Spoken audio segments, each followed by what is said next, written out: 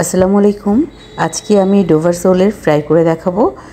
যারা sea food খেতে পছন্দ করেন তারা এভাবে একবার বানিয়ে খাবেন, আশা করি ভালো লাগবে। ডোভার সোল মাছ কাটার একটা পদ্ধতি রয়েছে, আমি একটু দেখিয়ে দিচ্ছি। মাথাটা আমি কেটে নিচ্ছি, তবে মাথা সহ আপনি রাখতে পারেন, কারণ মাথার ভিতরেও প্রচুর পরিমাণ মাছ রয়েছে। এটা খুব নরম একটা মাছ, বাচ্চাদের জন্য তো একদমই পারফেক্ট। তো প্রথমে মাথাটাকে আমি ছাড়িয়ে নিচ্ছি।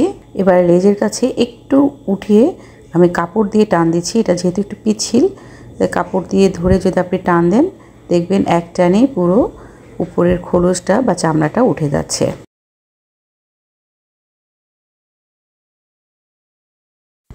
ঠিক একইভাবে আমি উল্টা দিকে যে চামড়াটা রয়েছে সেটাও তুলে নিচ্ছি। আর এটা কিন্তু খুবই নরম, একদম জাস্ট টান দিলেই উঠে চলে আসবে।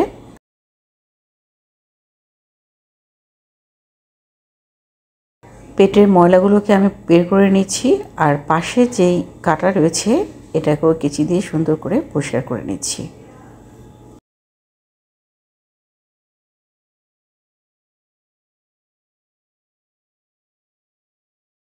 সাধারণ সামুদ্রিক মাছের মতো ৬-৭ বার হালকা কুসুম গরম পানি দিয়ে খুব ভালো করে ধুয়ে নিয়েছি।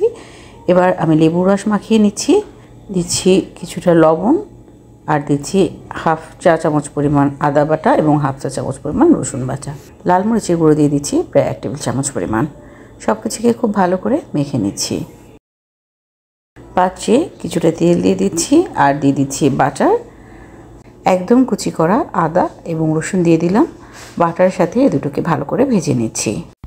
সমস্ত পাত্রে তেল, রসুন, আদা, বাটার সব কিছুকে একটু ভালো করে মেলে এরপর দিয়ে দিচ্ছি মাছ।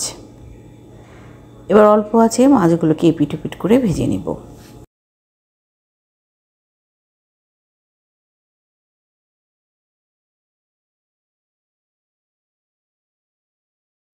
মাছটা একটু সময় করে ভালো করে ভেজে নিচ্ছি।